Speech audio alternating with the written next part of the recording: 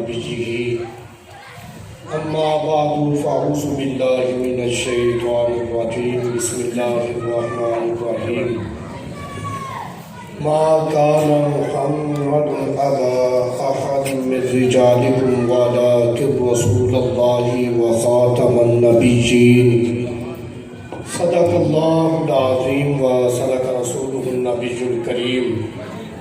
بلند آواز سے ہدیہ درود و سلام پڑھیے۔ الصلاۃ والسلام علیک یا سیدی یا رسول اللہ، الصلاۃ والسلام علیک یا سیدی یا حبیب اللہ، وعلی آلک وصحابک یا سیدی یا حضرت محمد صلی اللہ علیہ وسلم۔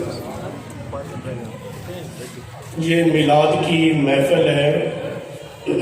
میلاد کا عالم اسلام کو میسج اور پیغام کیا ہے؟ وہ یہ ہے کہ نبی پاک علیہ السلام آخری نبی ہیں، سب سے آخر میں تشریف لائے ہیں۔ چند چیزیں نوٹ کرنے والی ہیں۔ عقیدہ ختم نبوت ہم مسلمانوں کی شارع ہے، اس پہ کوئی سمجھوتا نہیں۔ نمبر 2، اسلام کی ساری عمارت اسی عقیدہ ختم نبوت پہ کھڑی ہے۔ اگر اس عقیدے کے اندر کوئی لچک آ گئی تو اسلام کی جو ساری عمارت ہے وہ انسان کی گر جائے گی، ایمان سلامت رہ جائے گا۔ اللہ تعالیٰ قرآن پاک میں ارشاد فرماتا ہے ما کان محمد ابا احد من رجالکم، کہ محمد صلی اللہ علیہ وسلم تم مردوں میں سے کسی کے باپ نہیں۔ سوال یہ پیدا ہوتا ہے کہ حضور علیہ السلام کے بیٹے بھی تھے، ایک قول 4 کا ہے اور ایک 2 کا ہے، 3 کا معروف قول ہے، 3 بیٹے تھے آپ کے، 4 بیٹیاں تھیں۔ نصوص قطعیہ یہ ہے، رب قرآن میں یہ فرما رہا ہے کہ محمد صلی اللہ علیہ وسلم تم مردوں میں سے کسی کے باپ نہیں۔ قرآن پاک میں جو لفظ رجال استعمال ہوا ہے، آپ نے تھوڑا سا میرا ساتھ دینا ہے، یہ گفتگو بھی آسان ہو جاتی ہے۔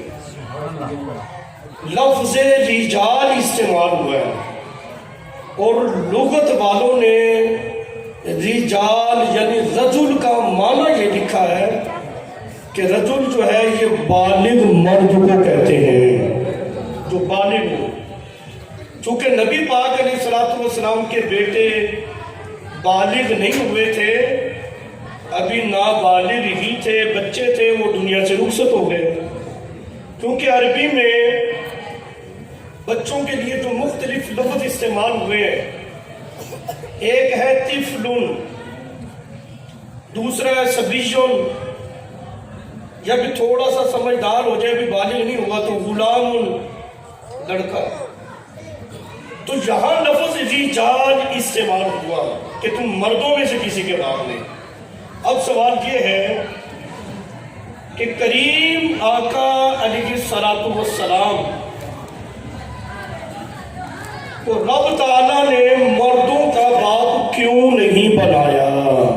توجہ ہے جی، مردوں کا باپ کیوں نہیں بنایا؟ وجہ، اگر حضور بالغ مردوں کے باپ بنتے تو اس کی 2 ہی صورتیں تھیں۔ ایک تو یہ ہے کہ حضور علیہ السلام کے بیٹے نبی بنتے، دوسری صورت یہ ہے کہ نبی نہ بنتے۔ اگر وہ نبی بنتے تو پھر یہ ختم نبوت کا تاج آگے چلے جانا تھا، پھر ختم نبوت کا مفہوم کیا رہتا؟ اگر وہ نبی نہ بنتے تو اس میں کریم آقا علیہ السلام کی توہین تھی کہ دیگر انبیاء اکرام ایسے ہیں جن کے بیٹے بھی نبی تھے۔ تو گویا کہ رب تعالیٰ نے فرمایا میرے پیارے حبیب تمہارے بیٹے تو ہوں گے لیکن بچپن میں ان کو پردہ دے دیا جائے گا۔ کیوں؟ اس لیے کہ وہ نبی تو ہو نہیں سکتے، کیونکہ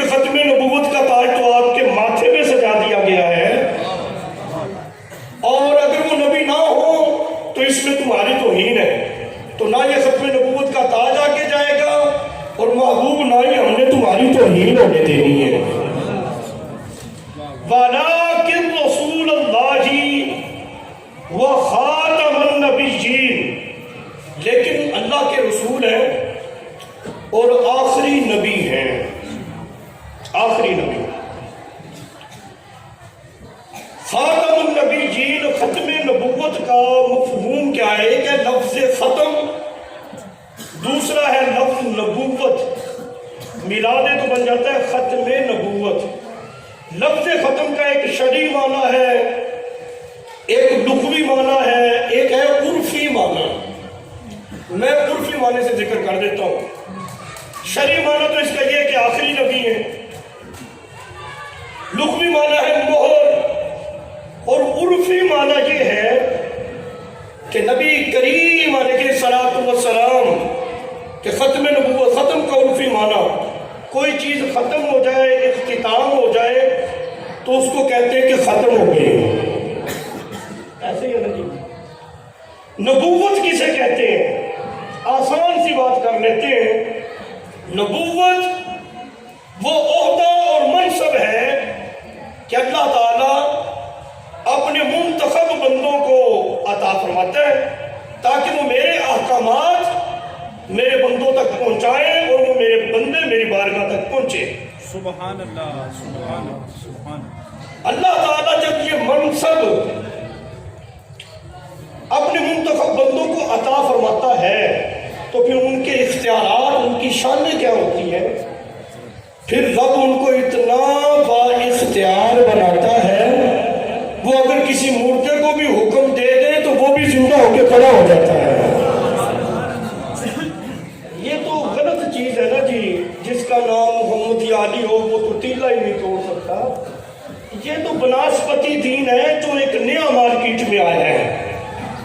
اصل دین تو یہ ہے کہ نبوت والا منصب جب رب کسی کو عطا فرماتا ہے وہ دل میں ارادہ بھی کرنے رب کی بنا بدل دیا کرتا ہے. تو یہ ہے ختم نبوت. نبی کریم علیہ الصلوۃ والسلام نے ارشاد فرمایا، حضور کا اپنا فرمان ہے. سرکار نے فرمایا کہ نبوت کا سلسلہ، اس کی ابتدا حضرت آدم علیہ السلام سے ہوئی اور اس نبوت کا اختتام حضور فرماتے کہ مجھ پہ ہو گیا. یہ چند اصطلاحی باتیں، اس کے بعد انشاءاللہ بات کو ہم آگے بڑھاتے ہیں. قبلہ محترم جناب قائد اہل سنت حلقہ 5N محترم جناب حضرت علامہ مولانا قاری نیاز احمد فریدی صاحب اور نہایت ہی واجب الاحترام محب الفقراء حاجی رانا غلام قادر صاحب اور دیگر سٹیج پر اور پنڈال میں جتنے بھی عشاقان مصطفیٰ موجود ہیں. اب میرے خیال میں بعد میں تو کوئی نہیں ہے نا جی. اب جمعہ ہی ہونا ہے، جمعہ کی نماز. بس تسلی سے بیٹھے. اب آپ نے جنہوں نے جانا تو وہ تو چلے گئے. اب آپ نے تو نماز پڑھ کے جانا ہے نا. بس بڑے تحمل کے ساتھ بیٹھنا ہے. نبی کریم علیہ الصلوۃ والسلام نے فرمایا کہ نبوت کی ابتدا آدم علیہ السلام سے ہوئی اور اس کا اختتام حضور فرماتے مجھ پہ ہو گیا ہے.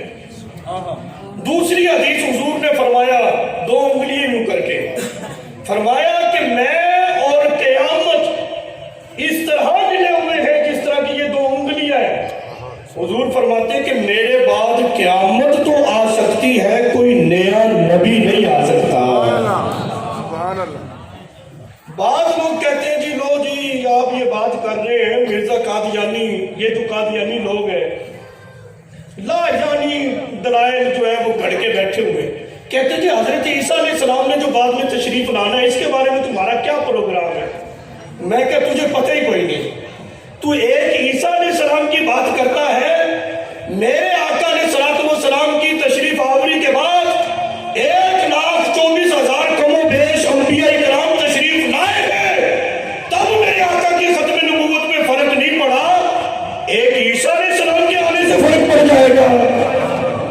اٹھا کے دیکھو نا معراج کا واقعہ. یہ حضور، یہ کوئی خواب کی بات ہے حضرت. سرکار علیہ الصلوۃ والسلام نے مسجد اقصیٰ میں کس کی امامت کروائی ہے؟ وہ انبیاء کی روحیں آئی تھیں. ایسا نہیں ہے، تمام انبیاء اکرام آئے ہیں اور مسجد اقصیٰ آسمانوں پہ کوئی نہیں، وہ بھی زمین پر ہی ہے. جب 1,24,000 کم و بیش انبیاء اکرام حضور کی تشریف آوری کے بعد آ جائے، ختم نبوت میں کوئی فرق نہیں پڑتا. اگر عیسیٰ علیہ السلام آ جائے تو ان سے کیا فرق پڑتا ہے؟ اور یہ بات حضور سے پوچھی گئی، یا رسول اللہ صلی اللہ علیہ وسلم. سرکار نے فرمایا عیسیٰ علیہ السلام قرب قیامت میں تشریف لائیں گے. فرمایا کہ جب وہ تشریف لائیں گے روئے زمین پہ اسلام ہی اسلام ہوگا. اور وہ اسلام کون سا ہوگا؟ جو میرے آقا علیہ السلام کی شریعت والا ہے، شریعت محمدیہ.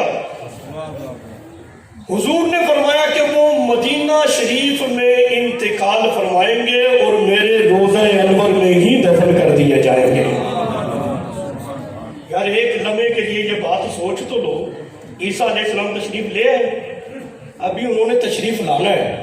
آج سے 1400-1500 سال پہلے ہی، 1400 سال پہلے میرے آقا علیہ السلام نے فرما دیا کہ قرب قیامت میں تشریف لائیں گے. یہ بھی خبر دے دی کہ روئے زمین پر اسلام ہی اسلام ہوگا. یہ بھی بتا دیا کہ ان کا انتقال کہاں ہوگا، یہ بھی بتا دیا دفن کہاں کیے جائیں گے. اچھا غیب کے کوئی علیحدہ سین ہوتے ہیں؟ یہ غیب کوئی نہیں. عجیب بات لوگ کرتے ہیں، بس افسوس ہی ہوتا ہے. بہرحال عیسیٰ علیہ السلام، یہ جو مرزا غلام قادیانی تھا نا جی حضرت، الحمدللہ میں نے آج تک اس مرزے کو غلام احمد نہیں کہا، کیونکہ غلام احمد تو ہم ہے نا جو حضور کا میلاد سجا کر رکھے ہیں. وہ تو غلام قادیانی ہے جی. وہ کیسا غلام احمد ہے؟ غلام قادیانی نے بڑے بڑے دعوے کیے، او جی میں نبی ہوں. اس کا رد کیا ہمارے مشائخ نے، علماء نے. یہ دیکھتے ہیں کتنی کی گنجائش ہے، پھر وہ بزرگوں کا بھی ذکر ہوگا. جی میں سایہ ہوں، اصلی ہوں، نقلی ہوں. جب منہ پہ چپیٹ پڑی، کہنے لگا عیسیٰ علیہ السلام نے تو آنا ہے نا، وہ عیسیٰ علیہ السلام میں ہی ہوں. یہ دعویٰ اس نے کر دیا. اچھا مجھے یہ بتاؤ، میں یہاں سے اٹھ کر وضو خانے گیا کہ کوئی نہیں گیا ہونا؟ اچھا میں وضو خانے میں گیا اٹھ کر، تو واپس کوئی اور آیا آ کر یہاں پر بیٹھا ہے کہ میں ہی بیٹھا ہوں؟ مطلب یہ کہ جو جائے واپس بھی تو وہی آتا ہے نا، کہ واپس کوئی اور آتا ہے.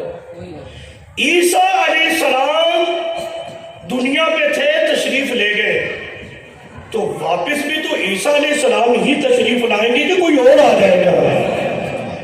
یہ جو مرزا کانا دعویٰ کرتا ہے کہ میں عیسیٰ علیہ السلام ہوں، اسے کو بھی عیسیٰ علیہ السلام گئے تھے تو آنا انہی نے ہے، تو کانا ہے. اور ویسے بھی جن کا ذکر قرآن میں ہے نا، جس عیسیٰ علیہ السلام کا ذکر قرآن میں ہے، وہ تو اندھوں کو آنکھیں دیتے تھے، اور یہ بد نصیب خود ہی کانا تھا.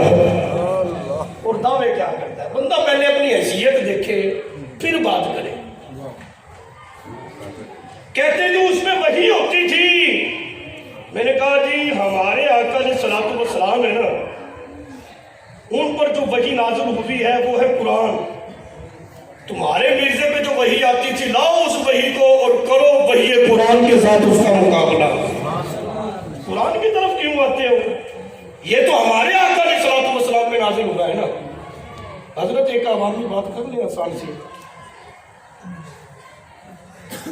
غلام قادیانی نام اس کا کیا کہتے ہیں؟ غلام قادیانی. اس کے ابے کا کیا نام ہے؟ یوسف. ماں کا کیا نام ہے؟ چراغ بی بی. مرا کہاں پہ ہے؟ لاہور میں. زمین کے اندر اس کو ڈالا کہاں گیا ہے؟ قادیان جو انڈیا میں ہے. اسے کہو کہ اس بات پہ پکے رہنا، جس عیسیٰ علیہ السلام کا ذکر قرآن میں ہے ان کا نام عیسیٰ علیہ السلام ہے. بات سمجھ میں آ رہی ہے؟ اچھا کوئی نام میچ ہوا ہے؟ حالانکہ نام میچ ہو جائے تو پھر بلدیت کو دیکھا جاتا ہے. یہاں تو نام ہی میچ کوئی نہیں ہوا. اچھا اس کے باپ کا نام تھا جی یوسف، لیکن جس عیسیٰ علیہ السلام کا ذکر قرآن میں ہے ان کے تو والد ہے ہی کوئی نہیں. وہ تو رب کی نشانی ہے، کلمۃ اللہ ہے، عیسیٰ بن مریم ہے، یہ چراغ بی بی ہے. جہالت کی انتہا ہے. کریم آقا علیہ السلام نے فرمایا کہ عیسیٰ علیہ السلام دمشق کی جامع مسجد ہوگی، اور اس کانے نے دمشق بھی کوئی نہیں دیکھا تھا.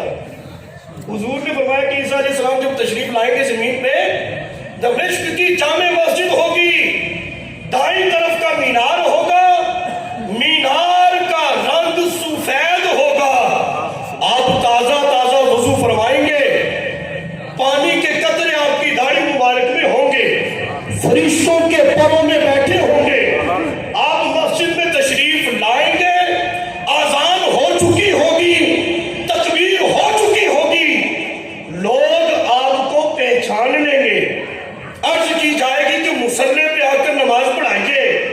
عیسیٰ علیہ السلام پتہ کیا فرمائیں گے؟ آپ فرمائیں گے کہ نہیں، میں مصلی پہ نہیں آ سکتا کیونکہ رسول اللہ کی امت کا بھی اعزاز ہے۔ اور یہ حدیث ہے مسلم شریف کی، کریم آقا علیہ السلام نے فرمایا، او میرے غلاموں، او میرے امتیوں، تمہاری اس وقت شان کیا ہوگی؟ حضور نے فرمایا، کیف انتم اذا نازل فیکم ابن مریم امامکم فیکم۔ حضور فرماتے ہیں، او میرے غلاموں، تمہاری اس وقت کیا شان ہوگی جس وقت عیسیٰ بن مریم تم میں تشریف لائیں گے اور تمہارے امام عیسیٰ بن مریم نہیں بلکہ تمہارا امام تمہیں میں سے ہوگا۔ یہ شان تو حضور کی امت کی ہے۔ سرکار کے ایک غلام نے عرض کرتی، یا رسول اللہ صلی اللہ علیہ وسلم، وہ امام کون ہوگا جن کی اقتداء میں عیسیٰ علیہ السلام بھی نماز پڑھیں گے؟ اور مان کرو، یہ باتیں نہ کیا کرو میلاد کہاں پہ لکھا ہے، سجدہ شکر کر، رب نے تجھے اس نبی کا امتی بنا دیا ہے، اس کو تو شکر کرنا چاہیے، بعض مباحثہ نہیں کرنی چاہیے۔ بات قابل غور ہے، کیا بات ہو رہی تھی جی؟ ہاں جی، ایک غلام نے عرض کی، یا رسول اللہ صلی اللہ علیہ وسلم، وہ امام کون ہوگا؟ میرے آقا علیہ السلام نے فرمایا، وہ امام، اس کا نام میرے نام پہ ہوگا، اس کے باپ کا نام میرے باپ کے نام پر ہوگا، وہ میری آل رسول سے ہوگا۔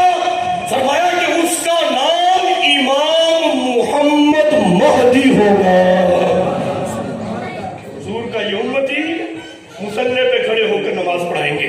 اچھا، یہاں پہ بڑی لطیف بات ہے، عیسیٰ علیہ السلام تشریف لائیں گے، وہ تو مصلی پہ کوئی نہیں آئیں گے، جو یہ دعوے کر رہا ہے کانا، اس نے تو نبوت نہیں کر دی ہے، حالانکہ عیسیٰ علیہ السلام کی سیرت کو پڑھ تو لکھتا، وہ تو مصلی پہ نہیں آئے۔ کہتے ہیں جی اتباع رسول کی وجہ سے اس کو بھی نبوت مل گئی، ایک یہ بھی ان کا دعویٰ ہے۔ مرزا قادیانی کہتے کہ اس نے اتباع کی ہے، پیروی کی ہے، اس وجہ سے اس کو بھی نبوت مل گئی۔ میں نے کہا کون سی ایسی اس نے پیروی کر لی جو حضرت ابوبکر صدیق نہ کر سکے؟ عمر فاروق، عثمان غنی، مولا علی المرتضی رضی اللہ عنہ یہ نہ کر سکے۔ حضرت عمر فاروق رضی اللہ تعالیٰ عنہ کے مبارک دور میں آگ لگ گئی، بجھنے کا نام نہیں لیتی، غلام آپ کی بارگاہ میں حاضر ہوئے، آگ بجھ نہیں رہی۔ آپ نے فرمایا گھبراتے کیوں؟ کاغذ پہ لکھ کر آرڈر نامہ، حکم نامہ دیا، فرمایا یہ آگ میں ڈال دو، وہ بجھ جائے گی۔ کاغذ ڈالنے سے آگ بجھتی ہے کہ زیادہ بھڑکتی ہے؟ لیکن وہ پرچی، وہ حکم نامہ، آرڈر نامہ عمر فاروق رضی اللہ تعالیٰ عنہ کا آگ میں ڈالا گیا، آگ بجھ گئی۔ آپ کی خدمت میں عرض کی گئی، دریائے نیل وہاں پر ایک افسودہ رسم تھی، سالانہ ایک بچی کو تیار کر کے وہ دریا میں ڈالی جاتی، پھر یہ پانی دیتا ہے، وہ تو میں نے بند کر دی رسم، لیکن دریا نے پانی دینا بند کر دیا۔ کہتے جو میرے اختیار میں تھا وہ تو میں نے کر دیا کہ اس بے ہودہ رسم کو ختم کرو، انسانی جان کا ضیاع اسلام میں جائز نہیں، لیکن اب دریا پانی نہیں دے رہا، کرم نوازی فرما دیں۔ حضرت عمر فاروق رضی اللہ تعالیٰ عنہ نے دریائے نیل کے نام بھی حکم نامہ لکھ دیا، فرمایا یہ لے جاؤ دریائے نیل کے سپرد کر دینا۔ اچھا، انہوں نے تو اعتراض نہیں کیا، وہ جی اس کے کوئی ہاتھ ہے جس کے ہاتھ میں وہ پکڑانا ہے حکم نامہ، اس کی کوئی آنکھیں ہیں جو اس کو دیکھ لے گا، اس کی کوئی زبان ہے جو اس کو پڑھ لے گا۔ ان کو پتا تھا اگر جو اس کے پاس کچھ بھی نہیں ہے لیکن یہ آرڈر عمر فاروق کا ہے۔ دریائے نیل میں ڈالی گئی 16 ہاتھ وہ اوپر ہو کر چلنا شروع ہو گیا۔ مدینہ شریف کی دھرتی پہ زلزلہ آ گیا۔ حضرت عمر فاروق رضی اللہ تعالیٰ عنہ نے اپنا درہ زمین پر مار کر کہا ساکن ہو جا، کیا عمر تجھ پر انصاف نہیں کر رہا؟ وہ عمر جن کے سائے کو دیکھ کر شیطان راستہ بدل لیتا ہے، وہ عمر جن کے بارے میں کریم آقا علیہ السلام نے فرمایا کہ اگر میرے بعد نبوت کا سلسلہ ہوتا تو عمر نبی ہوتے، چونکہ نبوت کا سلسلہ کوئی نہیں، ان کو تو نبوت رہی کوئی نہیں۔ حضرت مولا علی المرتضیٰ رضی اللہ تعالیٰ عنہ، سارے محبت سے کو سبحان اللہ۔ جنگ خیبر ہے، آپ کی ڈھال گر گئی، یہودی اٹھا کر بھاگ گئے۔ آپ نے کہا اب لڑنا تو ہے، جو قلعے کا دروازہ تھا نا خیبر کا، اس دروازے کو پکڑ کر جھنجھوڑا۔ جب دروازے کو جھنجھوڑا، میں نے پڑھا ہے اس قلعے کی دیواریں ہی کیا بلکہ اندر کی زمین بھی ہل گئی تھی۔ اس دروازے کو بائیں ہاتھ میں پکڑ کر جنگ کرتے رہے، بطور ڈھال اس دروازے کو استعمال کرتے رہے۔ جب اس دروازے کو پھینکا، 70 آدمی مل کر بھی اس دروازے کو اٹھا نہیں سکتے تھے۔ حضرت مولا علی پاک رضی اللہ تعالیٰ عنہ، چشتی سلسلہ، قادری سلسلہ، سہروردی سلسلہ، ان تینوں سلسلوں کے نبی پاک علیہ السلام کے بعد پیر ہیں۔ یہ وہ ہستی ہیں جنہوں نے لاکھوں پیر بنا دیے، یہ تو نبی ہو کوئی نہیں سکے۔ اور جس خبیث کو لیٹرین سے پیشاب سے فرصت کوئی نہیں تھی، یہ خبیث نبوت کا دعویٰ کر رہے ہیں۔ میں نے پڑھا ہے کہ یہ دن میں 100 مرتبہ لیٹرین میں جاتا تھا، 100 مرتبہ۔ کیا یہ لیٹرین کے چکر لگا لگا کر یہ اتباع ہے؟ اس میں اس کو اتنا بڑا مرتبہ مل گیا۔ دوسری بات جو زیادہ قابل غور بات ہے وہ یہ ہے کہ اللہ تعالیٰ نے اپنے پیارے حبیب علیہ السلام کو آخری نبی بنا کر بھیجا ہے۔ ختم نبوت، ختم کا لغوی معنی تھا مہر، مہر معنی ہے اس کا۔ تمام انبیاء اکرام آئے، آخر میں حضور علیہ السلام آ گئے، یہ ختم نبوت کی مہر ہوگی۔ مطلب کیا ہے؟ ہم کوئی چیز پیک کرتے ہیں نا، اس کے اوپر مہر کر دیتے ہیں۔ مطلب کیا ہوتا ہے؟ کوئی چیز نہ تو اندر جا سکتی ہے نہ باہر آ سکتی ہے۔ سرکار علیہ السلام دنیا پہ تشریف لائے، یہ مہر ہو گئی۔ مطلب یہ ہے کہ انبیاء کی صف سے اب نہ تو کسی کو باہر نکالا جا سکتا ہے اور نہ ہی جو باہر ہیں ان کو انبیاء کی صف میں داخل کیا جا سکتا ہے۔ نبی کریم علیہ السلام سے پہلے جس نبی کو بھی نبوت ملی، اس کا طریقہ یہ ہوتا تھا، وہ مہر نبوت ایک رنگ انگوٹھی کی شکل میں ہوتی جو اس کے ہاتھ میں پہنائی جاتی کہ یہ اس کو منصب نبوت مل گیا۔ توجہ ہے جی؟ جی جی۔ جتنے انبیاء اکرام تشریف لائے، انہیں جو مہر نبوت ملی ہے وہ انگوٹھی کی شکل میں تھی، ہاتھ میں ہوتی۔ اس سے اشارہ اس طرف تھا کہ ان کے بعد بھی نبی آئیں گے، جب یہ رخصت ہوں گے اور نبی بھی آئیں گے، یہ اشارہ تھا۔ لیکن جب کریم آقا علیہ السلام کی آمد ہوئی، آپ کی تشریف آوری ہوئی، آپ کو مہر نبوت انگوٹھی کی شکل میں نہیں بلکہ آپ کے دو شانوں، دو کندھوں کے درمیان اس مہر نبوت کو نصب کر دیا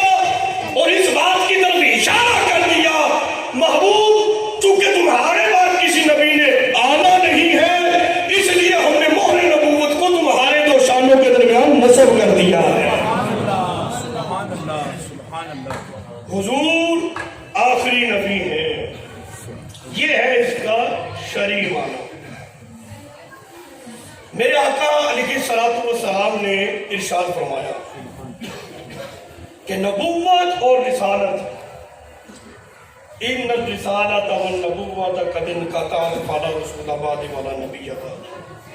حضور علیہ الصلوۃ والسلام نے فرمایا کہ رسالت اور نبوت یہ اپنے اختتام کو پہنچ گئی ہے، اب میرے بعد نہ تو کوئی رسول آئے گا نہ ہی کوئی نبی آئے گا۔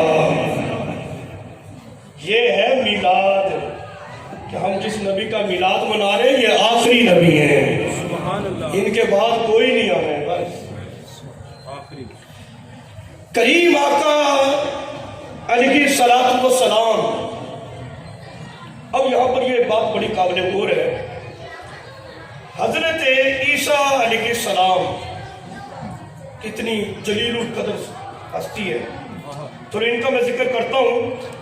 پہلے یہ روایت بیان کروں، حضرت عمر فاروق سارے کو رضی اللہ تعالیٰ رضی اللہ تعالی تورات کے چند اوراق آپ کے پاس ہیں، آپ ان کو پڑھ رہے ہیں۔ نبی کریم علیہ الصلوۃ والسلام نے دیکھا، آپ جلال میں آ گئے، آنکھیں سرخ ہو گئی، ناراضگی کا اظہار آپ کے چہرے سے ظاہر ہو گیا، لیکن حضرت عمر فاروق رضی اللہ تعالیٰ عنہ کو پتہ نہیں چلا، وہ بس اپنے دھیان سے پڑھ رہے ہیں۔ حضرت ابو بکر صدیق رضی اللہ تعالیٰ عنہ فرمانے لگے، عمر تجھے تیری مار ہوئے، تجھے پتہ کوئی نہیں تیرے اس عمل سے حضور ناراض ہو رہے ہیں۔ حضرت عمر فاروق رضی اللہ تعالیٰ عنہ، توجہ سے سن رہے اس بات کو، ایمان تازہ ہو جائے گا۔ حضرت عمر فاروق رضی اللہ تعالیٰ عنہ نے عرض کی کہ میں اللہ اور اس کے رسول کی ناراضگی سے پناہ مانگتا ہوں۔ اس کا مطلب یہ ہے کہ رسول اللہ کی ناراضگی کو، صحابہ کا یہ عقیدہ تھا، وہ رب کی ناراضگی بھی سمجھتے تھے کہ میں اللہ اور اس کے رسول کی ناراضگی سے پناہ مانگتا ہوں۔ عرض کی یا رسول اللہ صلی اللہ علیہ وسلم، ہمیں کوئی آپ کے بارے میں شک نہیں ہے، ہم تو اس میں تورات میں بھی آپ کی شانیں تلاش کر رہے ہیں۔ سبحان اللہ سبحان نبی پاک علیہ الصلوۃ والسلام کو حضرت عمر کے بارے میں کوئی شک نہیں تھا کہ یہ اسلام میں آیا واپس چلا جائے گا، کوئی شک نہیں تھا۔ اس کے باوجود میرے آقا علیہ الصلوۃ والسلام نے فرمایا کہ عمر، اگر آج تمہارے درمیان موسیٰ علیہ السلام تشریف لے آئے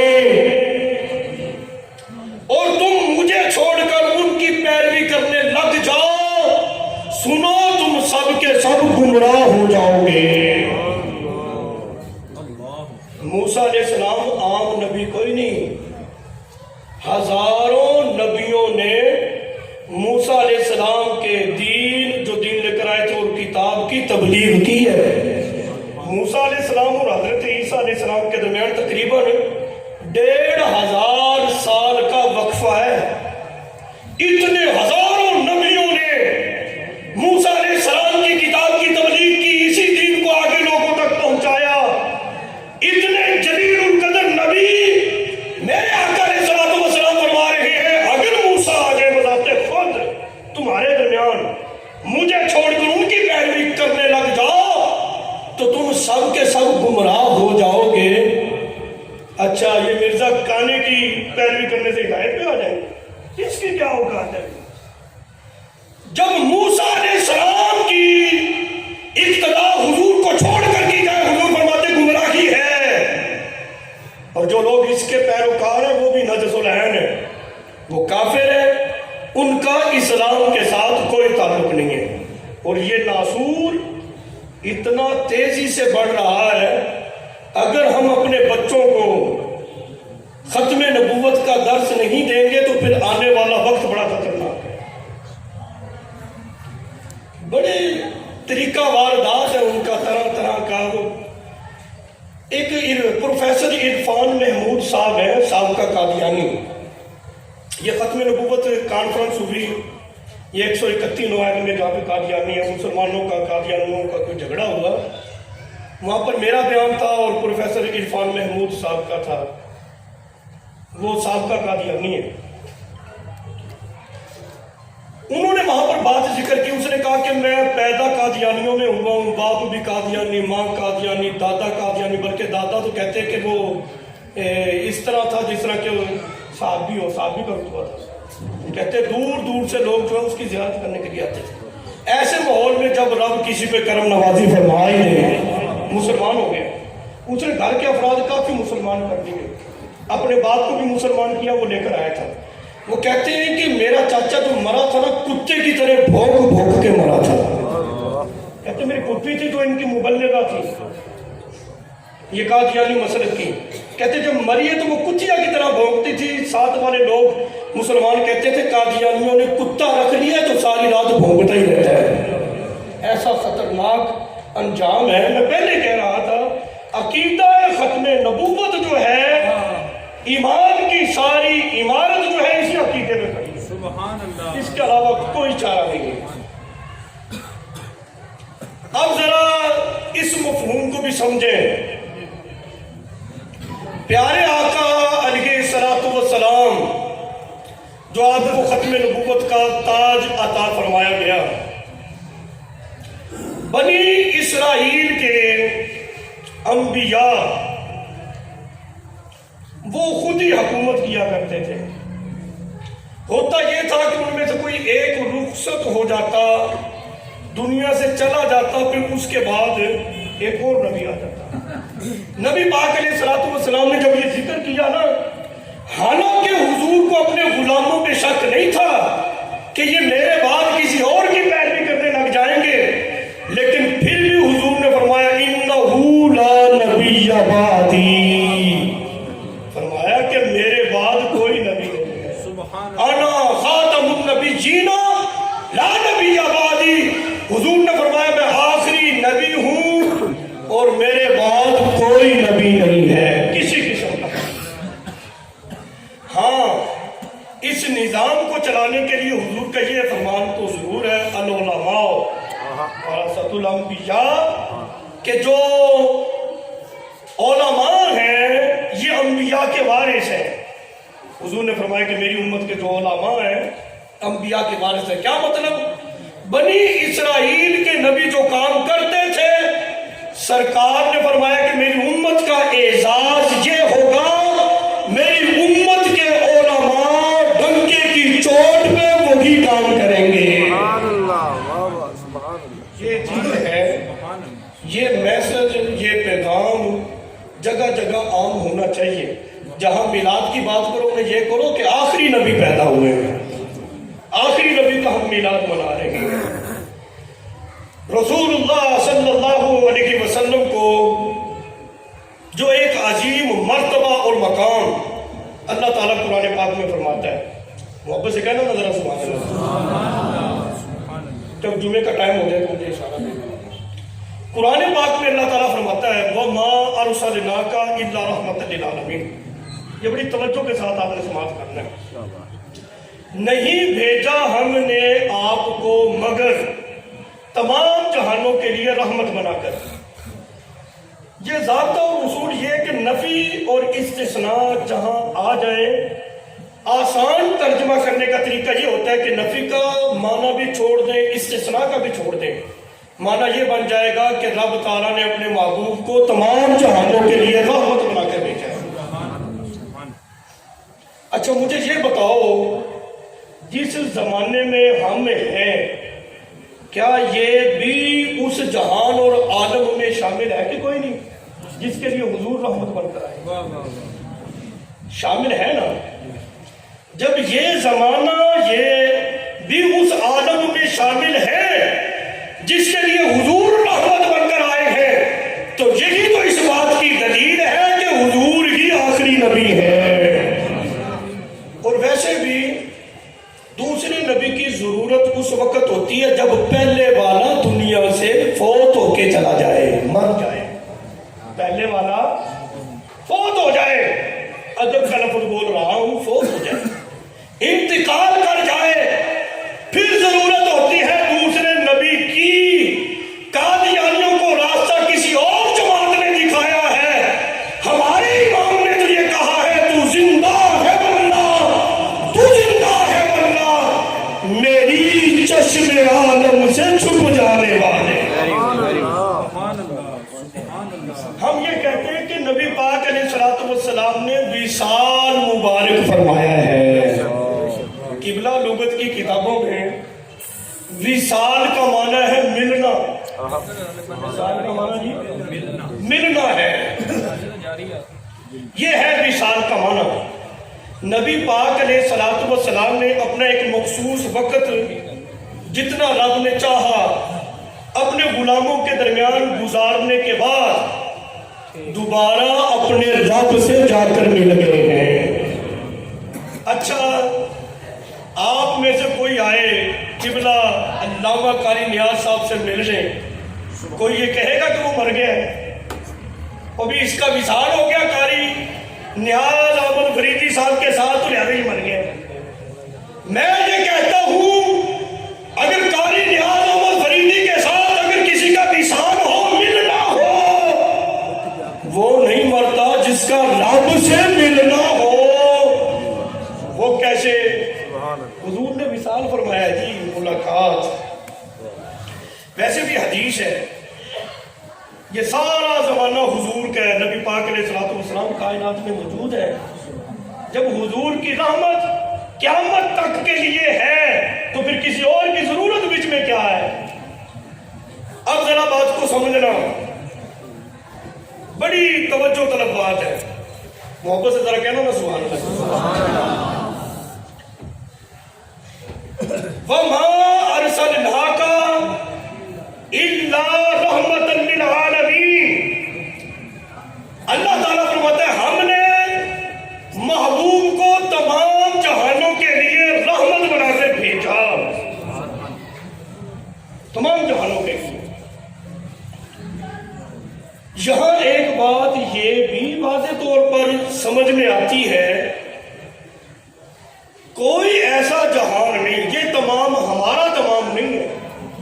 हम किसी चीज को कहें ना ये काम तमाम हो गया, मुकम्मल हो गया, हो सकता है मैं किसी मौजू पे रिसर्च करूं, किबला कारी साहब करें, ये कहें कि इस मौजू पे रिसर्च तमाम हो गई है, मुकम्मल हो गई है।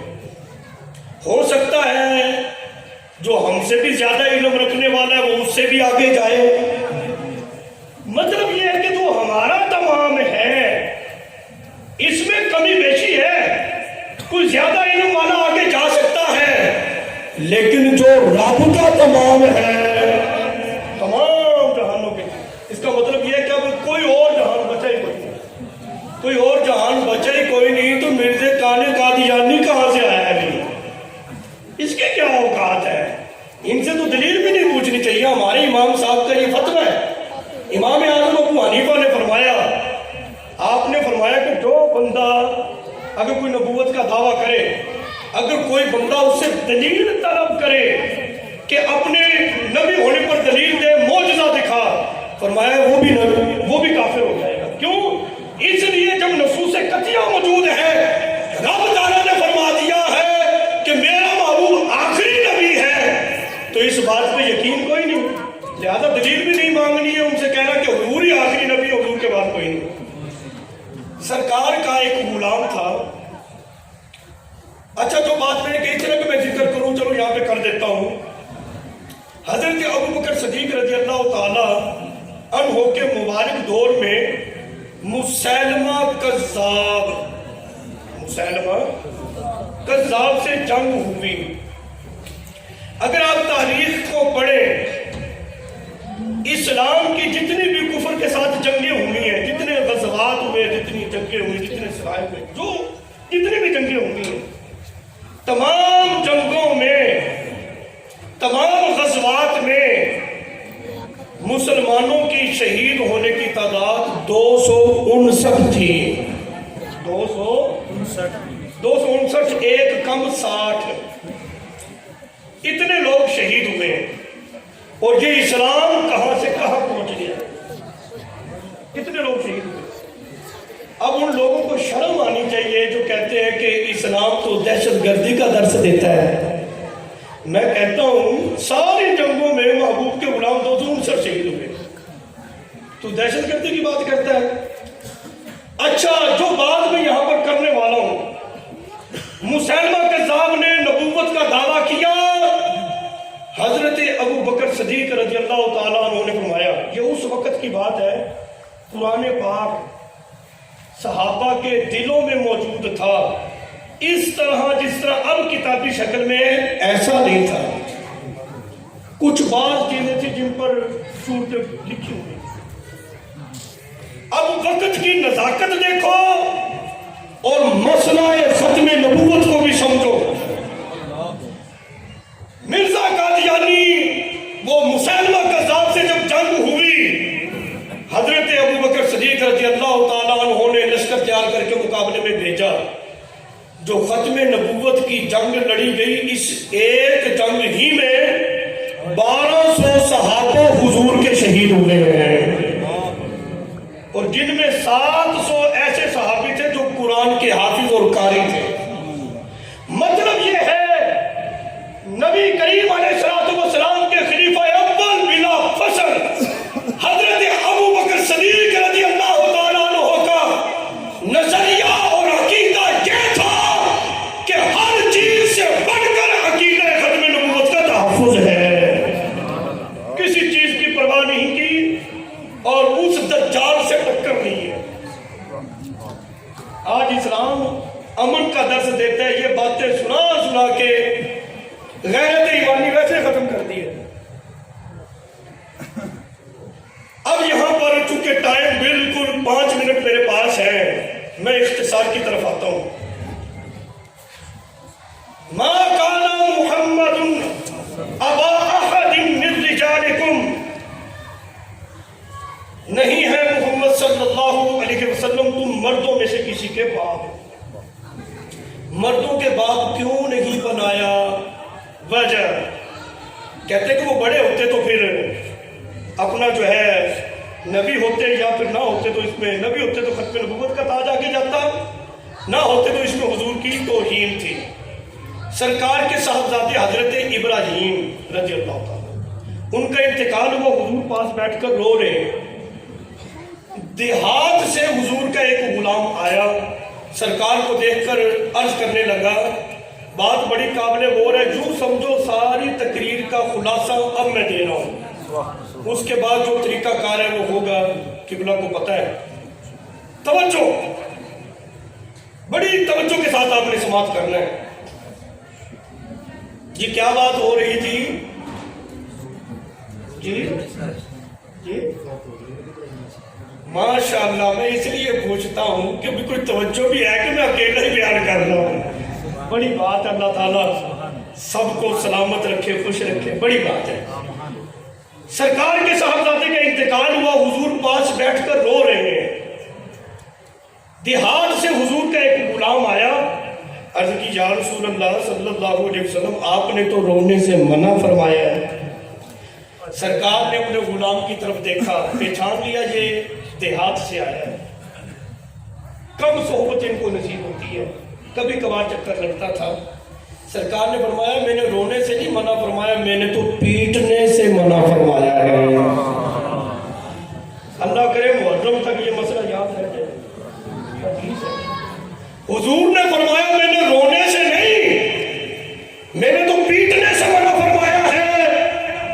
رب قرآن میں فرماتا ہے وَلَا سَوْفَ يُؤْتِيكَ رَبُّكَ فَتَرْضَىٰ، محبوب ان قریب آپ کو ہم اتنا دیں گے کہ تو راضی ہو جائے گا۔ میں نے عالم تصورات میں عرض کی مولا محبوب رو رہا ہے، تیرا وعدہ ہے اب راضی کرنا۔ محبت سے کہو سبحان اللہ۔ مولا تیرا وعدہ ہے کہ ان قریب اتنا عطا کریں گے کہ آپ راضی ہو جائیں گے، محبوب رو رہے ہیں، اب راضی کرو نا۔ گویا کہ رب نے فرمایا، آواز آئی اس مسئلے پر، یعنی عقیدہ ختم نبوت کے مسئلے پر، گویا کہ رب نے فرمایا میں اپنے محبوب کا رونا تو برداشت کر سکتا ہوں، ختم نبوت کا تاج آگے کسی کو نہیں دیتا۔ مطلب کیا ہے؟ مطلب صاف ہے کہ میرے آقا علیہ السلام کے بعد، ہم سب کے آقا علیہ السلام کے بعد، سرکار کا بیٹا بھی نبی نہیں ہو سکتا تو یہ کہنے کی اوقات کیا ہے؟ یہ تو ایسا مضبوط عقیدہ ہے، اتنا پختہ عقیدہ ہے کہ اللہ تعالیٰ نے جب اس ختم نبوت کے تاج کو محبوب کے ماتھے پہ ہی سجا دیا ہے تو اب حضور کے بعد جب حضور کا بیٹا ہی نبی نہیں ہو سکتا تو پھر کسی کانے کی اس معاشرے کے اندر کوئی اوقات نہیں۔ آخر میں تقریر ختم ہو گئی، ایک پیغام، آج کا دن بڑا عظیم دن ہے، بڑا برکتوں والا دن ہے، سبحان اللہ۔ اس کی برکات کو انسان بیان نہیں کر سکتا، لیکن ایک پیغام